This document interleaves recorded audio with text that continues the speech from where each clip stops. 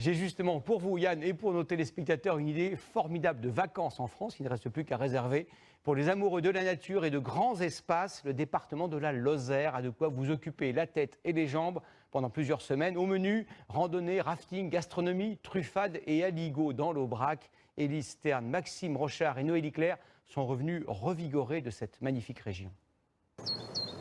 Parcourir ces grands espaces, s'échapper en pleine nature et découvrir un patrimoine historique presque millénaire. C'est l'expérience que souhaite offrir la Lozère aux touristes cet été.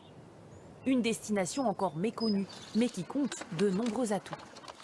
Chaque territoire est différent et chaque territoire a ses pépites avec des paysages complètement diversifiés les uns des autres. Privée d'activité pendant le confinement, cette hôtelière a pris le temps de développer son idée. Elle propose désormais des circuits thématiques à réaliser en voiture pour sortir des sentiers battus. On est sous le sabot de Malpère, avec les falaises à gauche et une vue sur la vallée à droite. Des sites exceptionnels.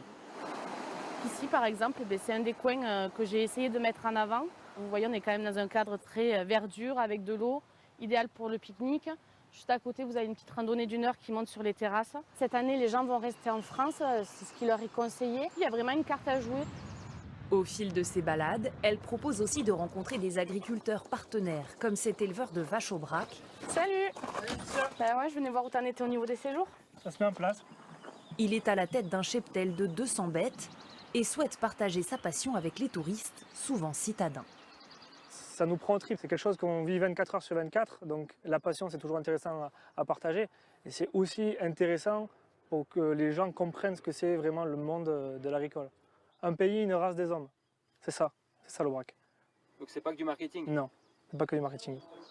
Il mise sur ses visites touristiques et a même décidé d'ouvrir un petit restaurant pour compléter ses revenus.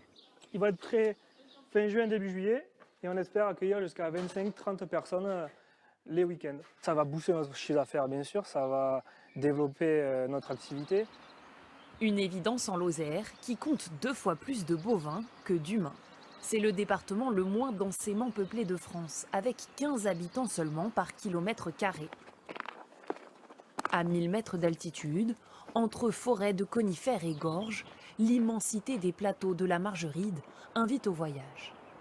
Ici, on n'a rien à envier au Canada ou aux Alpes. On est à 3 km du bourg et regardez, on est sur la Via Ferrata du Malzieu.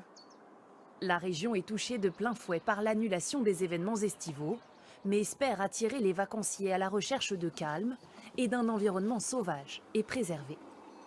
On a rebondi, on s'est dit que nous on avait notre chance, on avait une vraie carte à jouer et on a ces fameuses sorties nature qu'on va développer tout au long de l'été avec une 60aine de dates, avec différents animateurs, des partenaires, des prestataires.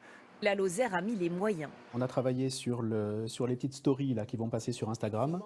Le budget communication a augmenté de 30% malgré la crise économique pour lancer une campagne d'affichage sur le tourisme.